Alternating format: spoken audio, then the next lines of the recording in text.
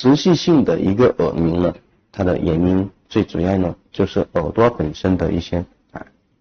问题，比如说耳朵有一些损伤，出现听力有一些下降，或者中耳、内耳有一些病变，会导致我们的这样耳鸣。还有一些呢就是全身的其他的一些原因，包括一些缺铁性的一些贫血啊、甲亢啊，还有一些呢就是一些激素水平的一些混乱，还有一些人呢植物神经功能的一些混乱，包括有些人呢经常的一些失眠啊、睡眠不好等等，都可能会影响我们的持续性的一个耳鸣。所以耳鸣它的病因呢是非常的一个复杂的，那我们来了以后呢要进行一个鉴别，让他的这个耳鸣呢有没有影响到他的工作、生活、睡眠。如果没有的话，那我们叫做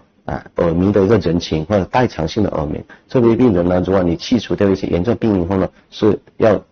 让病人跟耳鸣协会和平共处，注意去忽略它。那如果是影响到他的一些工作、生活或者睡眠了，那这批病人我们是叫做耳鸣患者我们是要进行一个治疗的。